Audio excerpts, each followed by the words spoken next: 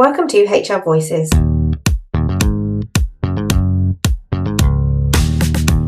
podcast for independent HR and people professionals and the businesses they support. HR Voices is brought to you by the expert team at HR Independence Limited.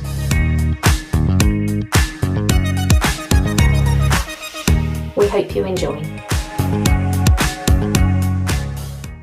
Hi everybody, welcome to the next edition of HR Voices podcast. I am your host today, Charlotte Allfrey, and I'm joined today by one of our HRI members and community members, Katie Elliott, and she's going to tell us a little bit about her journey into consultancy. And we always find Katie's journey really interesting because we do lots of, webinars and learning sessions and training courses on how to grasp social media and how to use it in your business. And quite a lot of people sort of shy away from that a little bit. It's not everybody's comfort zone thing, but Katie has absolutely embraced it. So I'm going to get Katie to introduce herself, and then we'll talk a little bit about her journey and how she's using social media in her consultancy business. So welcome, Katie. Thanks for joining us. Thank you very much for having me, Charlotte. It's really nice to be here and chat. Okay, so tell us a little bit about you. What's your background? So I have spent, probably over 15 years working in HR now. I started the route of, that will probably annoy quite a lot of people, but I started in recruitment. I was a recruitment consultant and then basically was poached by one of my clients to go and do sort of in-house recruitment for them. And effectively, I was the only person in London apart from the HRD, so I very quickly moved into a more kind of generalist role because basically there was no one else. It was a growing engineering company. I did loads and loads of recruitment, and I still say to people I think that's a fantastic way to kind of get into a business because you get to know it really well, you get to know everyone, you learn about all the roles really quickly when you're in the interviews for them. But we had an office in Leeds and we had one person sat in Leeds. We had the HRD in London. And just as the business was growing, basically, I just had to take on more and more of the kind of the HR general stuff. So when I was working there, did my COPD, did my level 3, and then a couple of years later, my level 5.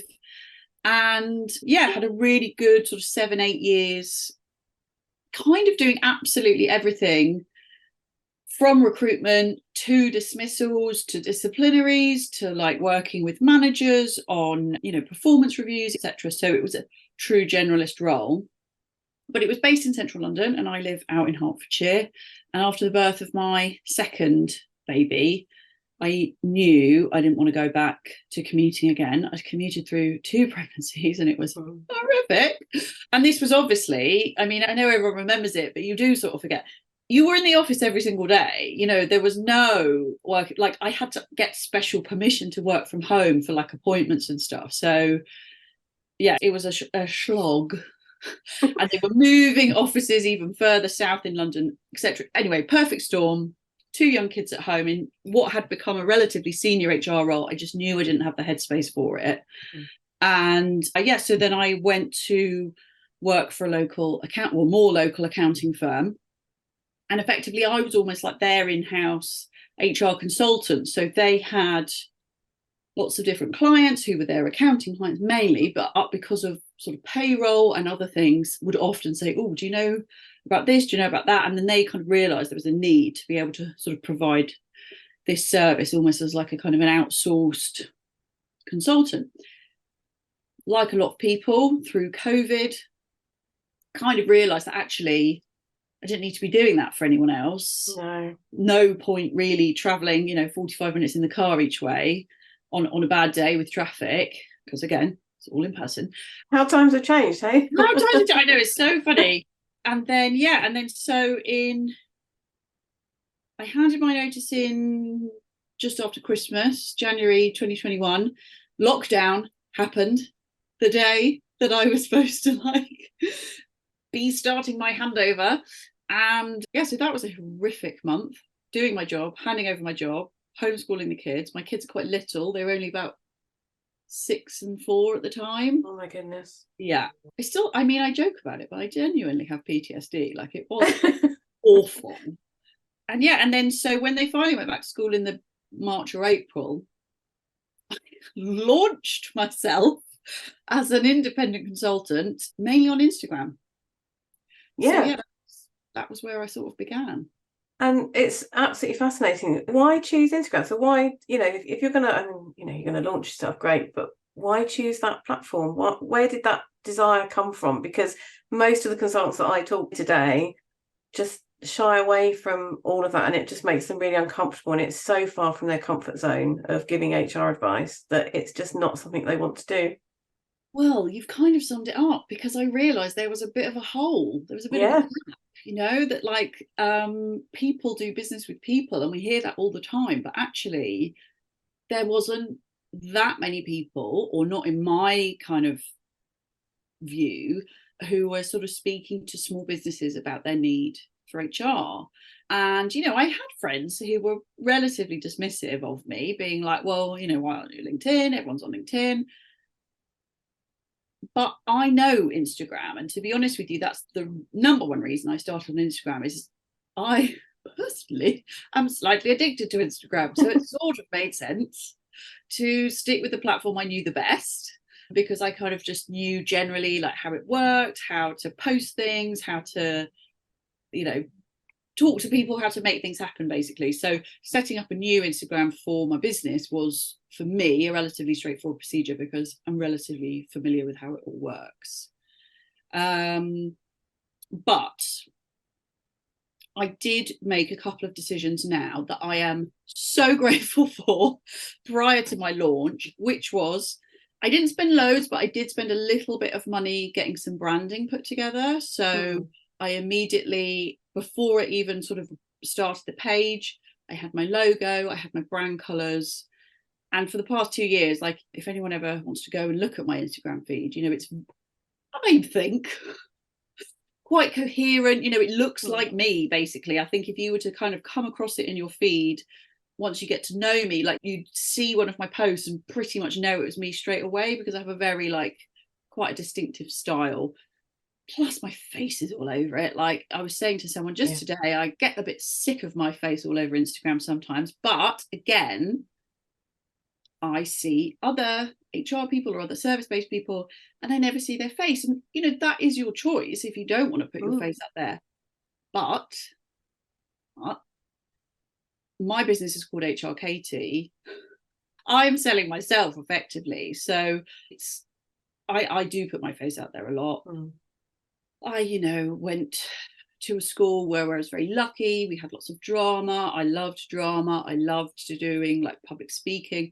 Again, I know that's very weird, but all of that, people say to me, oh, you're so good at talking. You're so good at talking on your reels, which are the videos, and your stories, which are like the sort of the day by day things. But that just doesn't faze me, and I'm quite kind of lucky for that, because it doesn't take a lot of, what's the word, I don't have to do a lot of preparation to be like psych myself up for it, if you know what I mean. So it takes a significant amount of confidence, doesn't it? I mean, you are very confident and you are very sure of yourself and presenting yourself in that way. I talk a good game, shall I just say. Okay. Yeah, so I suppose I do appear quite confident, and I suppose I am. I don't get too stressed out about that sort of thing. I don't know, it's partly luck, I suppose. It's partly just how, as I said, all this drama at school's finally coming for something good. It's just, what's really funny, my sister and I were talking about it, because she also runs her own business. And, when we started making reels and all the transitions of like, it cuts to one thing, it cuts to another. When we were kids and we'd go on holiday, we would do that, with the old 80s camcorders that were like massive. And we'd do all these little videos of us like jumping in the pool, and then it would cut. And then we were like on the other side of the pool, and we loved, and we were like, oh my God, we were just like trend. We just knew this was coming. Like, this is what we were born to do. So that's been quite funny. But then, yeah, the other thing I was going to say, and it's something that a friend of mine has said, her name is Rachel Harris. She runs an account called Accountant She, and she also runs an accountancy practice. But she was saying, it's kind of like a vibe check. So if I'm kind of me, and I'm myself, but I'm quite confident, quite chatty. If someone sees my Instagram and thinks, who's this woman? Why she doesn't shut up? She's blah, blah, blah. If people see that and think, I don't like her, then automatically I'm not going to like get a call from them because she's not for me. So it's almost a screen, like a pre-screen that, you know, most of the people I end up working with are already like, oh, I've seen your Instagram, you know, I've seen your website, totally on board, you know. And so my conversion rates from discovery calls are actually relatively high because I don't get loads of discovery calls, but when I do, they're usually like quite good quality.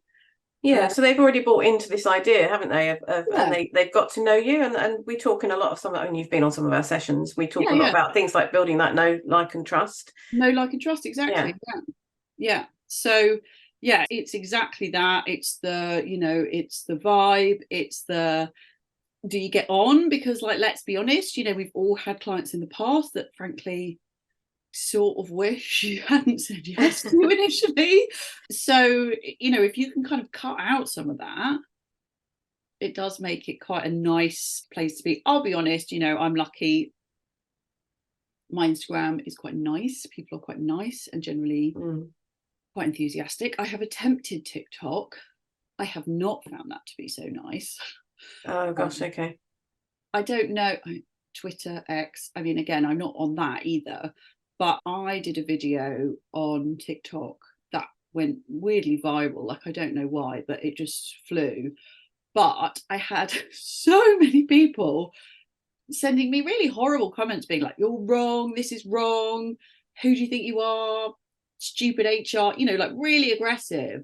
And I even put something about it. I think I put something about it on LinkedIn as well as Instagram, and a few people messaged me and were like, you know, effectively TikTok is like Twitter but with video. And I sort of was like, oh, okay, Yeah.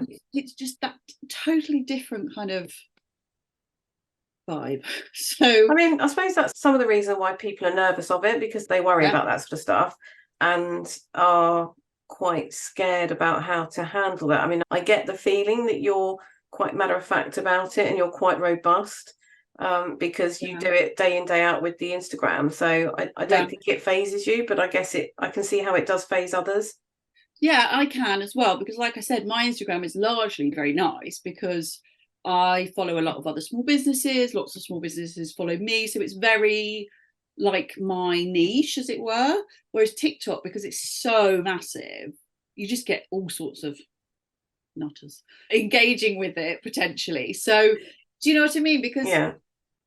sort of goes back to what I was saying initially, that, you know, friends of mine were like, oh, you should be on LinkedIn. No one's on Instagram. It's all B2C. There's no B2B. And I was like, that's not true. Like, that's your feed. I was like, and don't get me wrong, like my personal feed, you know, it's all like celebrity gossip and like makeup tips and all like absolute drivel, frankly, but like, you know, just as my mind balm.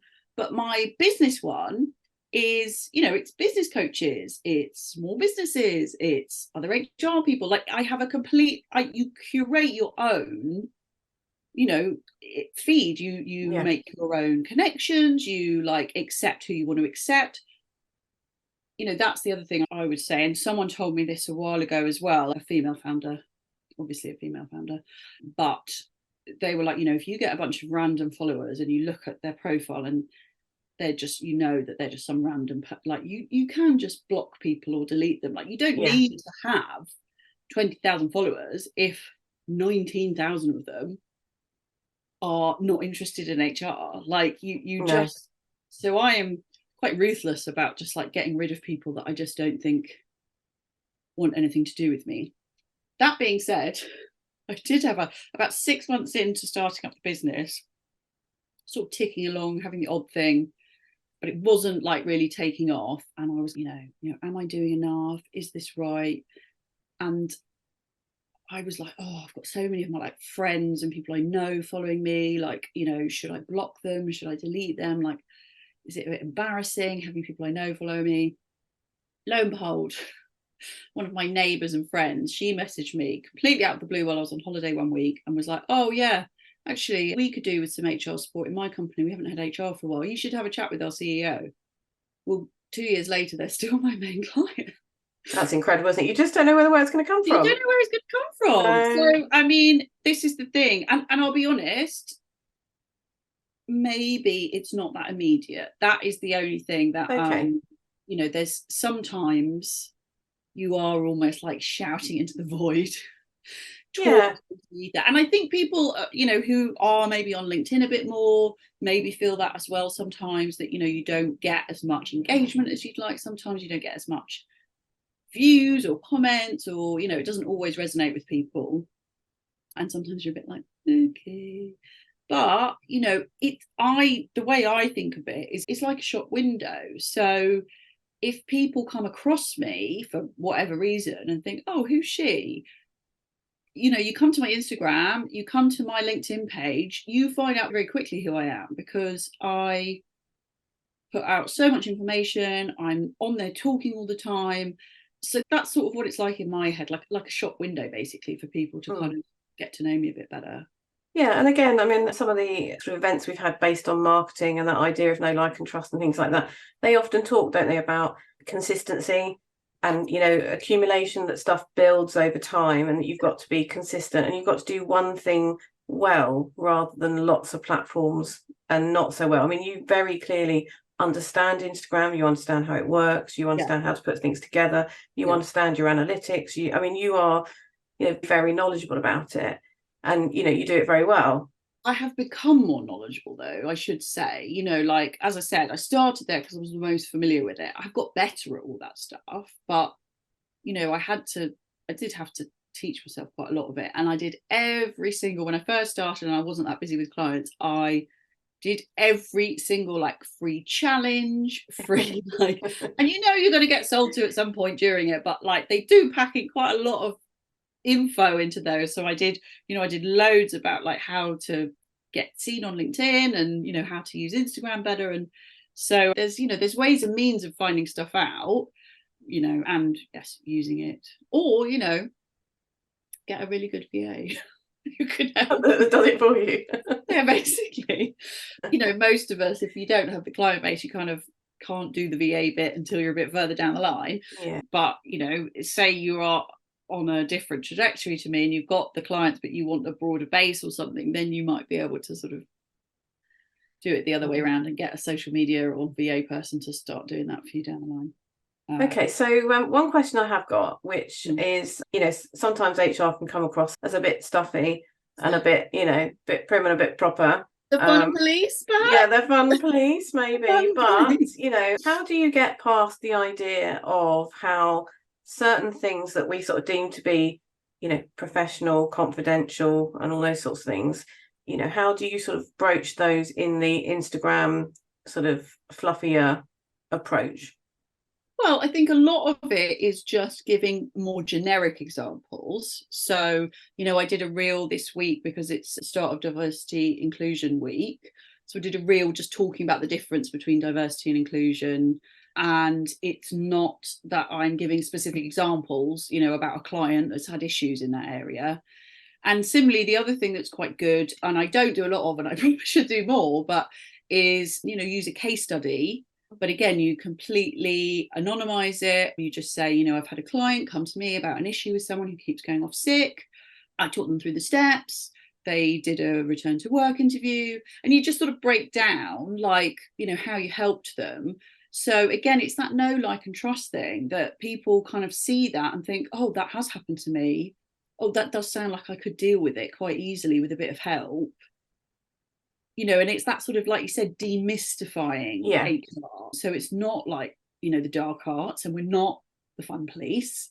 We're just there to kind of help support businesses and business owners. Because again, my target market is the people I'm sort of speaking to are the kind of the people that are just starting out really as employers or like scaling up and taking on a team. So basically I'm doing this sort of like HR for beginners is a lot of my content, because that, like I said, that's where I'm kind of pitching myself and where I kind of feel comfortable, because that's where I've spent a lot of my HR life, like working with businesses that are still growing, rather than, I've never actually been in a massive corporate HR department in a very fixed role. I've only ever done those very broad generalist roles. So that's, you know, where I feel comfortable and where I'm happy to kind of share my knowledge. So yeah, I suppose that's another just slight tangent, but yeah, finding a niche that suits you is also quite a good idea.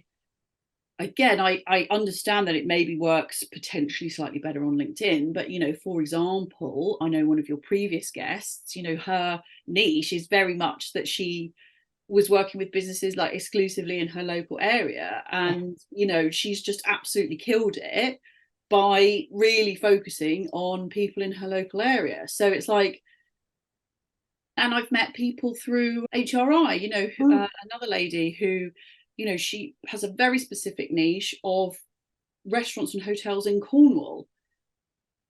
That's so niche, but like, you know, it's enough that it keeps her busy and keeps her going, and she's the like go-to person for anyone who's like, oh, I need an HR person in Cornwall who knows about hospitality. So so it's not always a bad thing to niche down quite a lot. My niche is not really that niche, I don't think, because it's potentially massive. But if you have an idea in your head of who you're talking to, again, that really helps with the, like you said, about the how I speak, how I project myself. I kind of feel like I'm talking to someone like me, basically, someone who's just kind of starting out in their own business and isn't entirely sure what they're doing and just needs a bit of reassurance. Yeah, no, and that comes across, that always comes across. You're very warm in what you put out. Thanks. And you're always very generous in the time you give HRI as well. So thank you for that. Well, you know, I love it. And I love community. I think that is a really big thing to say as well. And I think a lot of people do find that on Instagram, you know, and LinkedIn, but, you know, you really, I think that is what I'm good at, is people, as much as they, you know, also drive us. Well, we're in the people business, aren't we? So we ought to be a bit good at it, really. I know, as I say to people, I'm like, yeah, I used to like people. Then, you know, really do get in the way of all your grand plans. So to those people that sort of worry about the time involved, because, you know, if you're learning how to do it, it's probably, you sort of think, oh my goodness me, it's going to take a long time. How, you know, what would you say to that? Can you schedule stuff? Can you pre-plan? Does it all have to be live? Definitely doesn't have to be live. 100% you can pre-plan. I usually set aside, and I think hopefully most people in HRI and other HR people will do this. You know, you cannot have your whole time spent on clients. You have to have time in your own business as well. And that's something that was drummed into me really early on. And again, I'm very grateful to HRI and others that kind of got me into that mindset quite early on in my business, because I always put aside at least a day a month to just absolutely like blitz my content, like get my, you know, post written. The Canva is a different hole that I could fall down and talk about forever, but the pictures, and then and then I schedule it all. So it's like, you know, I know for the next month I've like got, you know, my posts all ready to go. So I 100% recommend doing that. Anyone who is using Canva, if you pay for the pro version, you get a scheduler as part of that, so you don't have to pay for one of those separate schedulers. Or the other thing is, if you are using Instagram, the Meta, you know, Facebook, you can do it all through their business suite for free as well. So, you know, there's ways and means to do all of these scheduling things without it actually, again, having to be like a whole other platform that you've got to get to know how to use. And then the other thing, as you mentioned earlier, actually, Charlotte, was consistency. So, you know, kind of decide, how often do you want to post? Like, if you want to do once a week, great, that's fine. Like, but just stick to it. Make sure you're doing that one a week. Probably 2 or 3 a week is, you know, getting you out there a bit more. But if you can start with one a week and keep that consistent, and then, you know, hopefully once you build up your confidence and your speed and your skills and stuff, you can get it a bit quicker, you know. So yes, that is what I do. I very much plan, plot, schedule, and then try not to think about it again too much, other than to, like, you know, engage with the posts and answer my messages and reply to comments and that kind of thing. And and they don't all have to be super serious, because people do want to see some of your personality. I talked about it on my HRI webinar, if anyone hasn't watched that, and it's part of the HRI. But Yeah. There's some really super easy little reels that you can make, like with templates, where you literally just put your own videos and photos in and it puts it all to music for you. There's ones called a B-roll, where you're literally just like taking a video of yourself just wandering about and then put some text over the top. Like there's some really just straightforward ones that people can do that doesn't have to be singing and dancing and mega transitions. Like, those days are kind of like moving on now. So it doesn't have to be super scary. Don't get me wrong, you can still do those. They're great fun. But if you don't find that fun, you don't have to do it.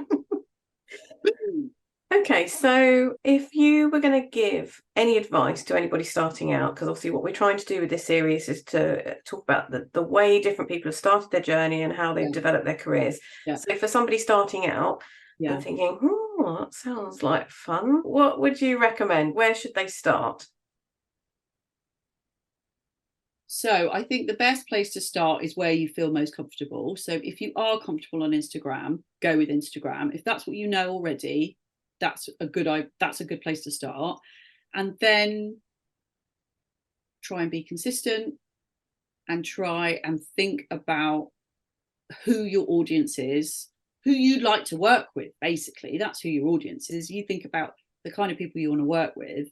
So then actually all of your content and all of the information that you're putting out there into the world, you're thinking in your head, well, what do I need to know for those people?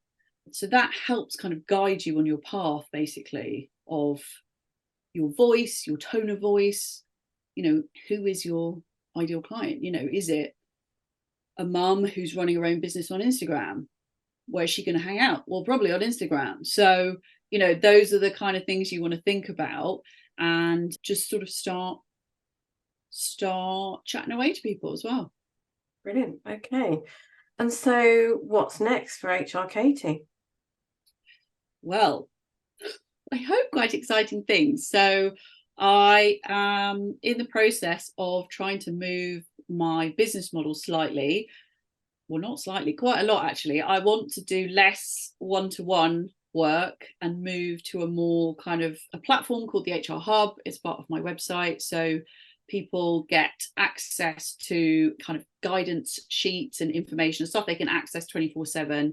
And then they also get a bit of time with me each month. So it's kind of a HR light sort of approach. So that's my hope, that I can build that up so that I can eventually walk away from having fixed days and times with clients, because the whole point of being self-employed was to have more flexibility, and then I can't actually do certain things on certain days because no, that's a client day, or no, I've got to be in London that day. So to be able to sort of still have the same interaction with people and the same kind of business, but on a slightly different scale, as it were, is my ideal, basically. Brilliant. So it's moving the business along a bit further. Basically, yeah. I want to, HR Katie has quite a ceiling on it. My kids are still quite little. My working days are very short with the school hours and stuff. So it's just thinking about, where do I want to go and how do I want to grow it for me and my family so it works for all of us. Yeah, and it's good. It's like we always encourage at HRIs that you do work on your business and not just in your business. Definitely. And I know it's something that you have taken on board and you do. So it's really nice to see how things have developed for you. Yeah, I mean, it's really weird. I'm going to be honest with you that the momentum suddenly, even this month, I purposely didn't do loads of work over the summer holidays. I didn't take on a lot. I had stuff that is regular, but I didn't take on any new projects or pitch for anything new. And then literally the day when the kids went back to school, I had 2 people booking for power hours. And I was like, what's happened? And I do think it's that momentum, it's that consistency. It all just suddenly starts paying off. And, I can't say to you and to people listening, it's like super easy. I'm like one of those people that's like an Instagram millionaire overnight. I wish, I definitely am not. But, I do think with a bit of investment of time and, kind of resources, I suppose, then hopefully it's going to end up somewhere pretty good. Brilliant. Thank you ever so much for your time. I think you're always very inspirational on the social media side, and I know people love hearing from you. So it's great to have you as a guest, and thank you for giving us some of your time today. And hopefully we'll speak to you again soon. Thank you so much for having me. I really appreciate it.